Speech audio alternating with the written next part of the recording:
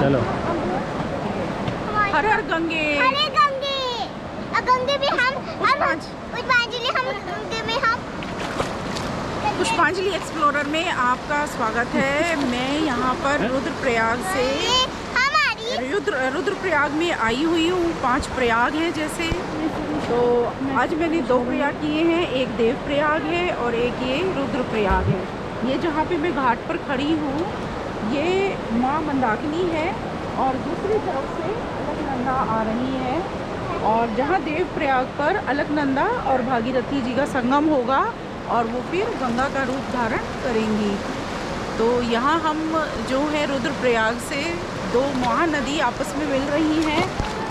माँ मंदाकिनी जो कि केदारनाथ धाम से आती है और अलकनंदा, और उनका यहाँ पर संगम है। और बहुत ही सुंदर दृश्य। ऐसा कहा जाता है कि रामायण में रावण का वध करने के बाद भगवान श्री राम भी यहाँ पर आए थे और उन्होंने पूजा अर्चना की थी। और उससे पहले उनके पिता राजा दशरथ भी यहाँ पर आए थे और वहाँ उन्होंने अपने पितरों को अर्पित किया था, जल अर्पित किया था इस स्थान पर आकर। यहाँ एक मंदिर भी बना हुआ है जो कि बहुत सुंदर है, जिसमें भगवान शिव पर पधारे हुए हैं, माँ मंदाकिनी हैं, अलकनंदा हैं। तो ये बहुत सुंदर दृश्य है और आप इसका आनंद लीजिए। और मेरे चैनल को प्लीज़ लाइक और सब्सक्राइब कीजिए। इस समय ये शाम का दृश्य है और पहाड़ों से ये घिरा हुआ है।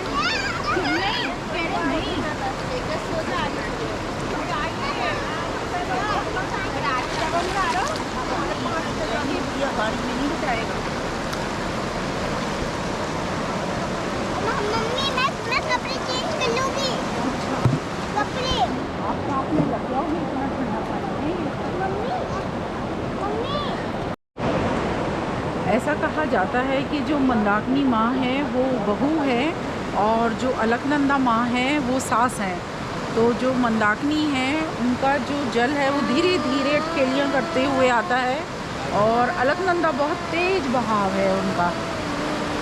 तो ये जो नदियाँ हैं ये सिर्फ ये नहीं है कि ये नदियाँ हैं, ये संस्कार भी है, संस्कृति भी है और हमारी जो सभ्यता, संस्कार और जो धर्म का विकास हुआ है और जो हम कहते हैं आज हम सनातन है, हमारा धर्म सनातन है, तो वो इन नदियों के ही वजह से है कि हमारे जो ऋषि मुनि थे जिन्होंने यहाँ तपस्या की, ग्रंथ लिखे, धार्मिक ग्रंथ लिखे, इनका महत्व है।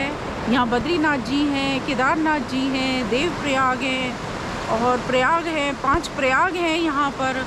तो उन सब से मिलके जो है ये हमारा संस्कार बना है। और आगे ऋषिकेश हैं। तो ये कहना मैं चाहती हूँ कि नदी नहीं, ये संस्कार, संस्कृति, सनातन, ये नमो गंगा में ये सब आते हैं।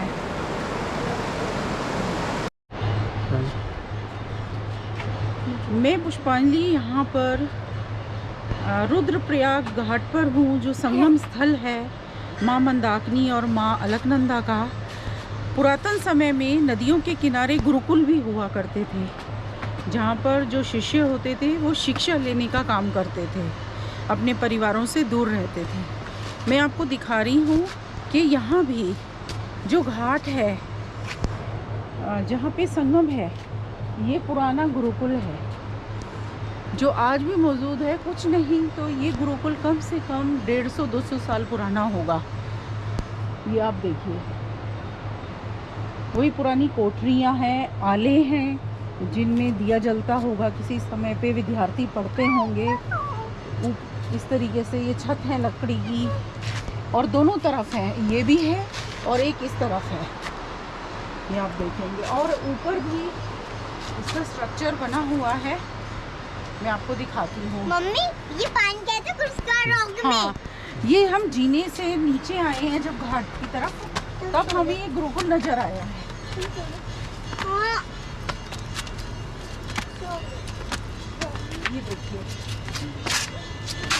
ये देखिए ये छोटा सा गुरुकुल है जहाँ पर 10 शिष्य अपने अध्यापकों के साथ, गुरुओं के साथ इस घाट पर रहते थे और शिक्षा लेते थे, पढ़ाई लिखाई करते थे।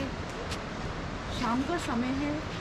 आज के समय में यहाँ पर बड़े बड़े मकान बन गए हैं, इनमें बहुत रोशनी है, लेकिन ये जो गुरुकुल है इनकी कोई मेंटेनेंस नहीं है, ये इस हालत में है। चलो आ जाओ। और अब हम जीने से ऊपर की तरफ जा रहे हैं और बाजार के रास्ते हम यहाँ पर आए हैं जहाँ पर बंदर है उधर।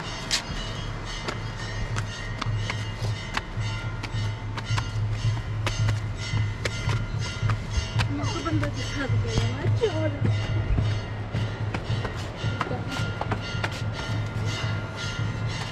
ये रहा गुरुकुल, एक नीचे है एक ऊपर है।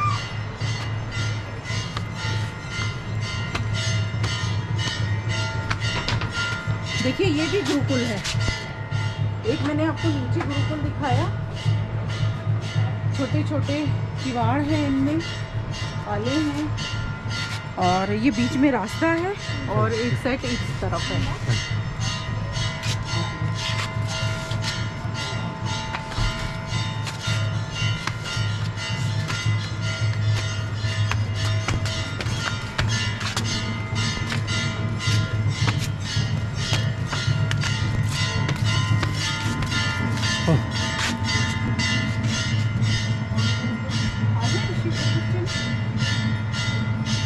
समझो